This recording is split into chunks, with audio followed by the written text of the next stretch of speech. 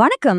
ரொம்பவே சுவாரஸ்யமான, அதே சமயம் கொஞ்சம் ஷாக்கிங்கான ஒரு விஷயத்த அலச போகும் இந்த தொகுப்பிற்கு உங்களை வரவேற்கிறேன்.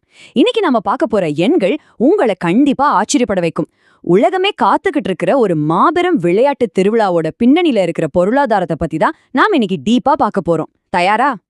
9 லட்சம் ரூபாய். ஆமாங்க, கரெக்டா தான் கேட்டீங்க. 9 லட்சம்.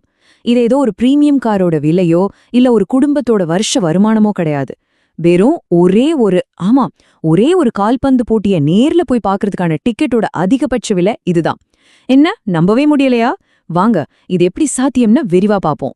ஓகே, இப்போ நாம உலக கோப்பை டிக்கெட் அதிர்ச்சி, அதாவது 2026 இறுதிப் போட்டியோட இந்த பிரம்மாண்ட செலவுகளுக்குள்ளே கொஞ்சம் ஆழமா இறங்கி பார்ப்போம். அதாவது 2026 ஜூலை 19ஆம் தேதி நியூ ஜெர்சில இருக்கிற புகழ்பெற்ற மெட்லைஃப் ஸ்டேடியத்துல அந்த மாபெரும் ஃபைனல் மேட்ச் நடக்க போகுது. இப்போ விஷயத்துக்கு வருவோம். இதோட ஆரம்ப டிக்கெட் விலைனே எவ்வளோ தெரியுமா? தோராயமா $4185.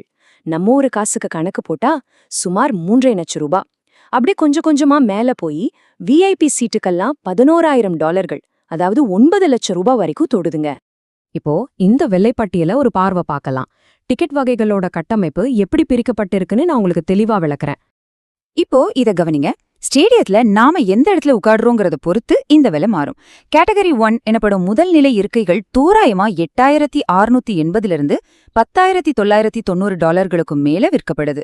சரி, பின்னாடி உட்கார்ந்தா கம்மியா இருக்குமான்னு பார்த்தா கேட்டகரி 2 அப்புறம் கேட்டகரி 3 டிக்கெட்கள் கூட முறையே $7,380 மற்றும் $5,785 ரொம்பவே காஸ்ட்லியா தான் இருக்கு.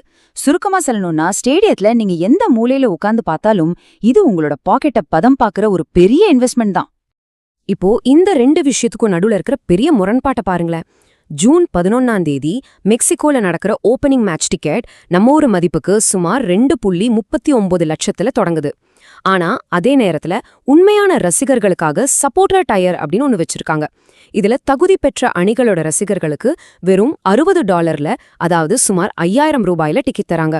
பல லட்சங்கள் கொடுத்து வாங்குற பிரீமியம் டிக்கெட்களுக்கும் இந்த உண்மையான ரசிகர்களுக்கான டிக்கெட்களுக்கும் நடுவுல எவ்வளோ பெரிய மலைக்கும் மடுவுக்குமான வித்தியாசம் இருக்கு பாத்தீங்களா? சரி, ஃபைனல் அப்புறம் ஓப்பனிங் மேட்ச் எல்லாம் ஒதுக்கி வச்சுட்டு சாதாரணமா நடக்கிற குரூப் ஸ்டேஜ் மேட்சஸை எடுத்துக்குவோம். அதுவே $180 இருந்து $700 வரைக்கும் விற்கிறாங்க. நம்ம மதிப்புக்கு ஒரு 16,000 $63,000 வரைக்கும்னு வச்சுக்கோங்களேன். இந்த டோர்னமெண்டோட ஒட்டுமொத்த பொருளாதார ரேஞ்சு எப்படி இருக்குங்கிறத புரிஞ்சுக்க இந்த நடுத்தர விலைகள் நமக்கு ரொம்பவே ஹெல்ப் பண்ணுது. உங்களுக்கு இப்போ கண்டிப்பா ஒரு கேள்வி வந்திருக்கும். விலை ஏன் இவ்வளவு அதிகமா இருக்கு? இந்த டிக்கெட் விலைக்கு பின்னாடி இருக்கிற அந்த பொருளாதார ரகசியத்தை இப்போ தெரிஞ்சுக்கலாம். இதுல ரொம்ப சுவாரஸ்யமான விஷயம் என்னன்னா, டைனமிக் பிரைசிங் அப்படின்னு சொல்லப்படுற ஒரு முறை தான் இதுக்கெல்லாம் முக்கிய காரணம். நம்ம ஊர்ல ஃப்ளைட் டிக்கெட் புக் பண்ணும்போது டிமாண்ட் அதிகமான விலை ஏறுது இல்லையா? அதே கான்செப்ட் தான். உலகக்கோப்பை மாதிரி கோடிக்கணக்கான மக்கள் பார்க்க துடிக்கிற ஒரு தொடர்ல டிமாண்ட் எகுறவோது இந்த டைனமிக் பிரைசிங் சிஸ்டம் டிக்கெட் விலையை ராக்கெட் வேகத்துல உயர்த்திடுது.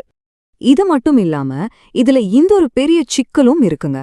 அதிகாரப்பூர்வமா நிர்ணயிக்கப்பட்ட விலையை விட இந்த ரீசேல் பிளாட்ஃபார்ம்கள், அதாவது டிக்கெட்டை வாங்கி அதிக விலைக்கு விக்கிற தலங்கள்ல விலை பல மடங்கு அதிகமா இருக்கு. அதனால எப்போதுமே அதிகாரப்பூர்வமான ஃபீஃபா தளத்துல டிக்கெட் வாங்குறது தான் ரொம்பவே சேஃப்.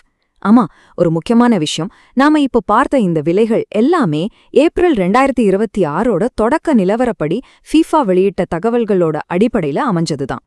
அடுத்ததா நாம இந்தியா கால்பந்த மறந்துவிட்டதா அப்படிங்கிற உலகளாவிய விளையாட்டு கலாச்சாரங்களோட ஒப்பீட்டுக்கு வருவோம்.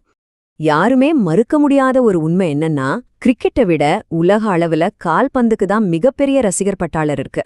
ஃபுட்பால் மேல மக்களுக்கு இருக்கிற அந்த கிரேஸ் வேற எந்த ஒரு விளையாட்டோடும் ஒப்பிட முடியாத அளவுக்கு பறந்து விரிஞ்சிருக்குங்கிறது தான் நிதர்சனம்.